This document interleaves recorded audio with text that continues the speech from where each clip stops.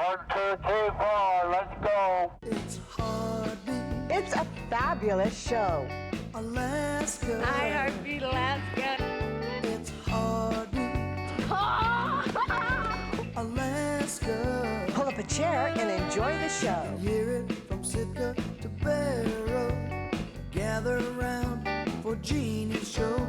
It's the Iliamna, the Indian and the Eskimo. It's the Iliamna, the Indian and the Eskimo. Welcome one, welcome all.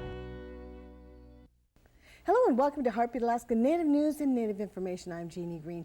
Thank you very much for joining us. Today we travel to Iliamna, Alaska, one of the most beautiful areas of Alaska.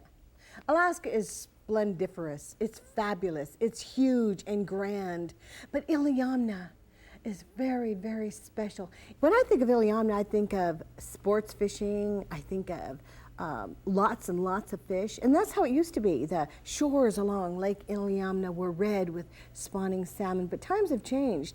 Times have changed in the way of Mother Nature as well. When you think of coyotes, I usually think of outside the lower 48, but not so.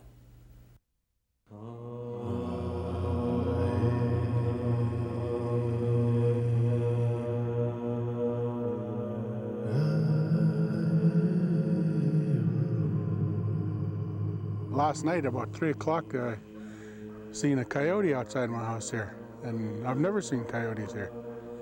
So and I've heard a lot of stories about coyotes, how they'll go after animals and kill them when they pack up, and more so than wolves, they'll just kill just to kill.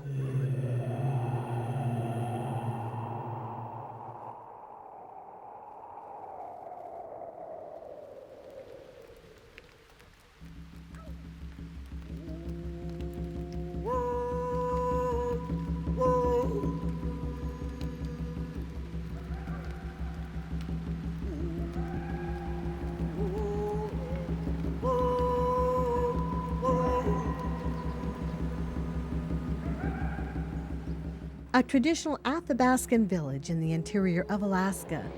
Iliamna sits on the shore of Lake Iliamna, which is over 75 miles long and boasts of excellent fishing and sights to please the eyes and ease the mind. Iliamna officially became a village in 1923 and has been fully recognized as a tribe since 1972. The lands surrounding the town are rife with wildlife and vegetation that the natives of the area have traditionally relied upon to support their way of life. Because Iliamna is a predominantly native village, the subsistence lifestyle is still very much alive today.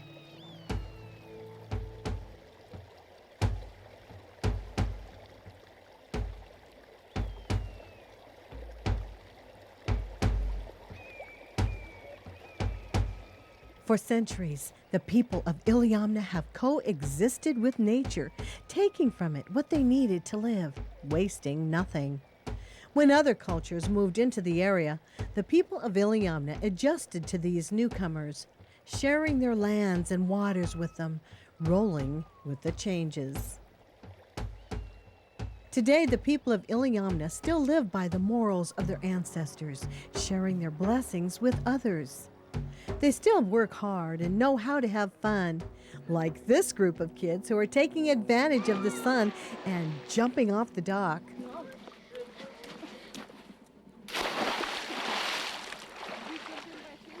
Right here, not that far, sis, right here. 7-year-old Cierra Nikolai seems to be taking her time, unsure about whether she wants to jump or not.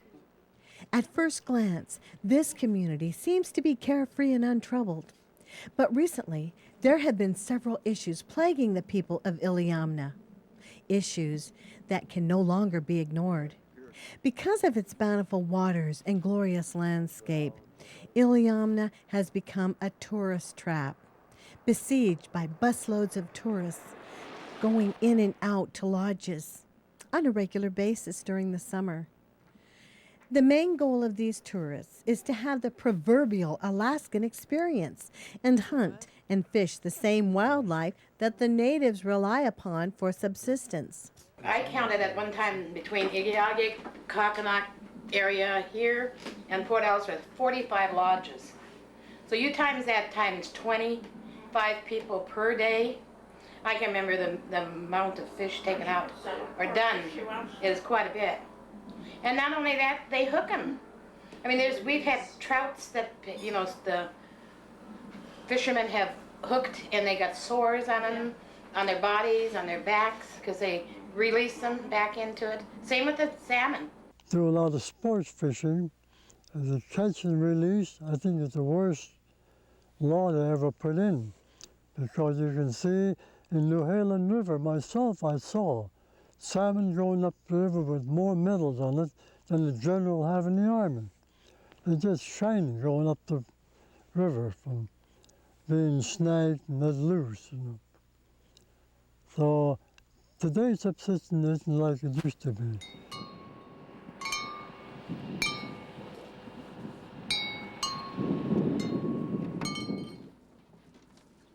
Gerald Delkettie, owner of Goose Bay Sports Fishing Lodge, says he started his lodge as a place for him to get away from Anchorage during the summer months. Even he has noticed a decline in the salmon in the area. I've noticed it like over in the creek, Young's Creek over here, that I'm not seeing the return of salmon that used to be here like 10 years ago.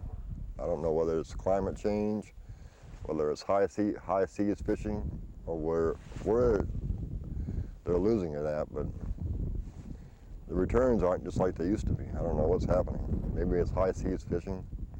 There used to be a lot of fish before when I was younger, but now I'm a commercial fisherman. Last year, the worstest year I ever had, I got only 10,000 pounds for the season. So it wasn't a very good season when the pound of the fish was only 40 cents a pound. So we didn't get very much. So we just pay off our insurance for our boat, pay off our nets and our gas.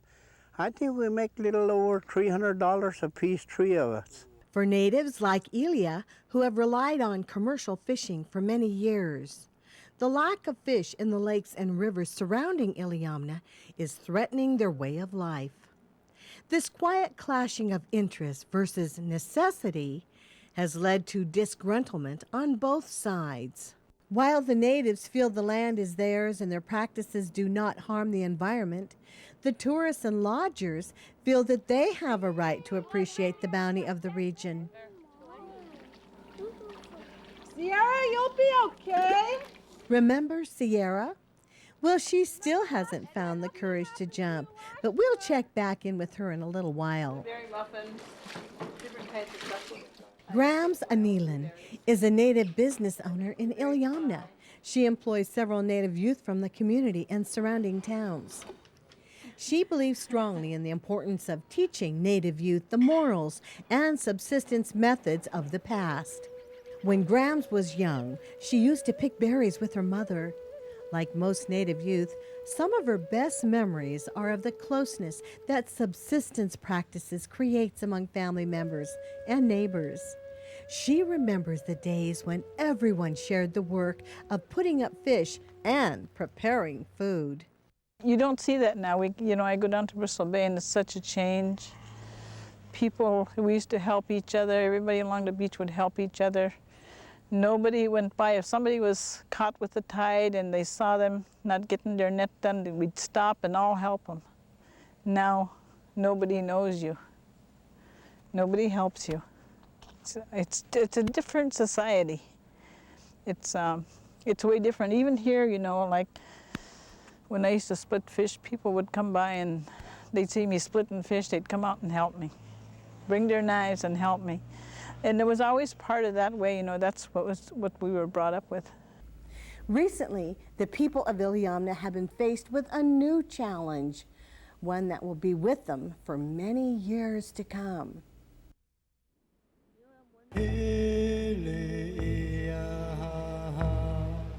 Recently, the town experienced a fire. Burning garbage in the nearby dump spread that fire to neighboring vegetation. The fire spread out to destroy the very berry-picking grounds that Grams remembers so fondly. Spruce hand, porcupine, and other wildlife were no doubt lost. This, compounded with the lack of fish, has created a major hole in the traditional practices of the residents.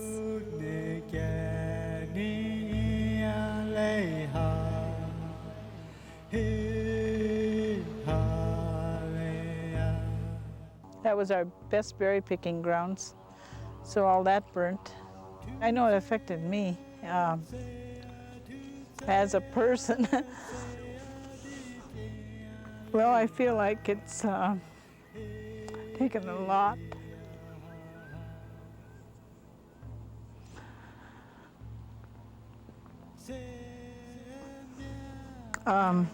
Mainly it's like you go out there and look and it's all black, and you remember the prettiness of it, and you can't see it now, but I know it'll take a couple of years to come back.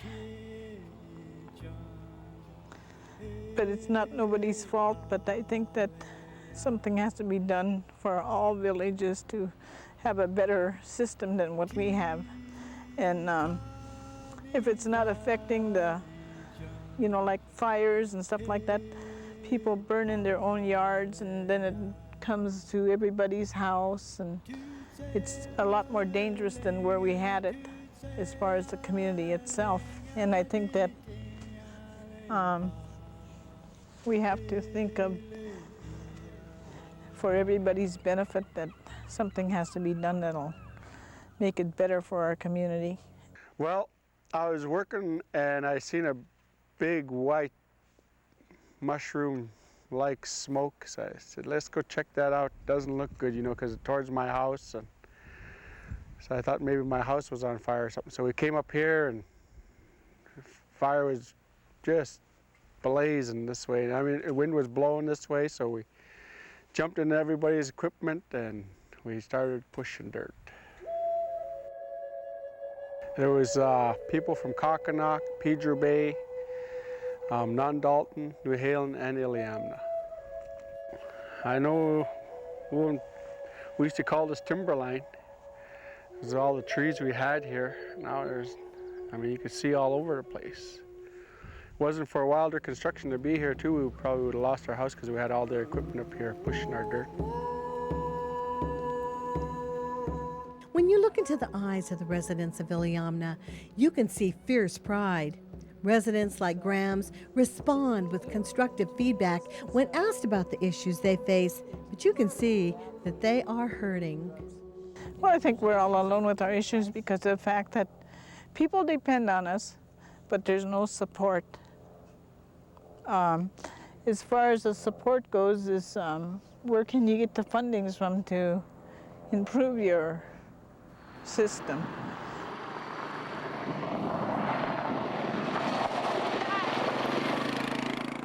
A road project has been started in the area, and some of the townspeople feel that they have not been involved in the project as much as they should be. Only 3 residents were hired to work on this project, a project that affects their lives so drastically. Our economy here is not good, and we depend on projects to keep people, since there's no fishing, we depend on projects to at least get people enough money to buy fuel and food to last through the winter. And without projects, we're, kind of set out there, and I know that most people aren't looking for handouts. Most of the Native people have never, looked for handouts. And I know that we're perceived as looking for handouts, and we don't. We want to make it on our own, and I instill that on my kids. And without jobs, that's the only way they know to turn. I'm in business, and I know that when projects come in, you have to, not everybody gives you the business here. You have to either bend to their amount that they want to pay, otherwise you don't get nothing. And like with us, we try to hire our local kids and local people. I think that one of the things that we should look at too is our dock project. Our dock down there is really in bad shape. And you know, we've never had any support from the community. They use that dock all the time, and it's really been a good asset to everybody. Well, anyway, as you can see that we're at the Iliamna dock, which has been a massive source of controversy. The dock at Iliamna is badly in need of repairs. Both residents and people from outside the town use it. It suffers from wind and water damage and worsens from ice breaking up against it every winter. When we get southeast winds that hurl in here, in excess of 50 to 70 miles an hour, this dock takes a massive beating, and it's not designed to withstand the type of beating, especially when there's ice built up around here. It's not designed to withstand that. So part of the problem is right now, the state of Alaska, Department of Natural Resources, is not granting us a lease on it because they're not recognizing the tribe as a nonprofit status. Construction crews use it, the fueling companies use it, everybody's using it, but nobody's really wanting to pay for it. Even in its corrosive condition, the dock is still used as a place to play for children. And no, Cierra still hasn't taken her first sleep. But sometimes patience is a virtue. I keep it in the bottom. Whoa! I'll jump in. Crazy. Ah! Oh. As Cierra ponders the idea of getting wet, lunch is being prepared at Graham's Cafe. One young man has chosen to share his hope for the future with the world. Sonny Lamont lives in the neighboring village of Newhalen, but commutes every day to Graham's Cafe. She tries to get the youth into jobs as much as she can because she told us many of times she cares about the young people, and some of them just don't understand, how much she wants us to learn. And already I've been working here for about 3.5 weeks, and I've learned more than I've learned ever about the kitchen. And I think she's a big part in every time we talk, me and her, she always tells me, you should go to cooking school, and I'm gonna. And when I come back, I'll try to get a job right where I'm at today. When asked about the availability of work in the village, Sonny states, in the village, well, it's kind of hard at first. When there's hardly any jobs in the village, you know that. And for young people to get jobs, you have to know what you're doing. You have to act appropriate. You gotta act like you're growing up. You're like you're ready for a job. You can't just go into a place and say, "Can I get a job?" and then goof off half the time. You gotta keep it serious. And I just want to say to all those, those young people out there, do whatever you want in life. Whatever your dream is, do it. And if you want it bad enough, you'll get it.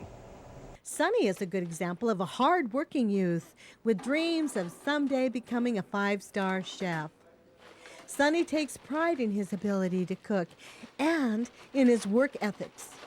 Not only that, he has chosen rap as his vehicle to share messages of inspiration and hope with other youth that may be struggling in life. It was very hard for me.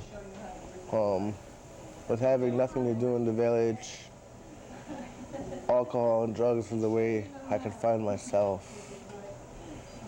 Happiness, A lot of kids out there, realize that they use alcohol and drugs just to make them feel good because there's nothing else to do in the village. But that's not true. There's a lot of things to do. You can go hunting, talk with the elders, fishing, hang out with friends that are good. And I think the youth would come together and work as one, and maybe we could accomplish something great for Alaska, because we are the future. This kind of message deserves a platform to share it with the rest of the world, and Sonny plans to do just that. Sonny uses the equipment his father gave him to record his own music. He's currently making a CD to share his message of sobriety, perseverance, and hope.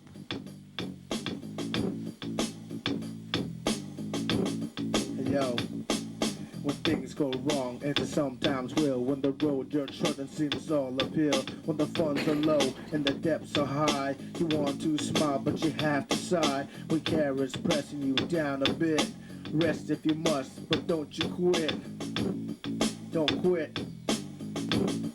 Yo, when things go wrong, and it sometimes will, when the road you're trudging seems all uphill, when the funds are low and the depths are high, you want to smile but you have to sigh, when care is pressing you down a bit, rest if you must, but don't you quit.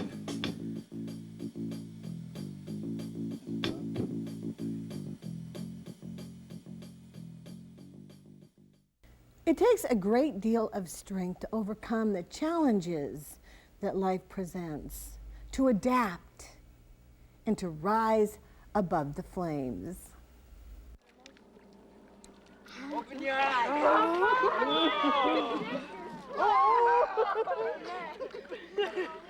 Come on, Jack. One thing you can say about the people of Iliamna is that they definitely won't quit. In fact, Cierra refuses to leave the dock until she has finished what she came here to do. For the people of Iliamna, their work is cut out for them.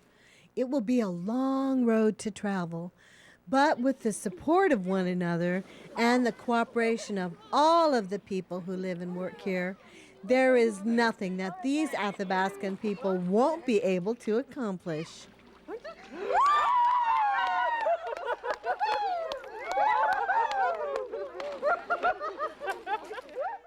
Thank you, everyone in Iliamna, for making this story possible. Thank you for inviting Heartbeat Alaska to your beautiful village. Thank you for sharing the issues and problems that your village faces. Hopefully, it can help others. I'm Jeannie Green. God bless every single one of you, and we'll see you again next week. To purchase a VHS copy of this program, have your credit card number ready and call area code 907-563-7440 or mail $20 check or money order to Jeannie Green Productions, 6216 Old Seward Highway, Anchorage, Alaska 99518. Ask for the program number listed below.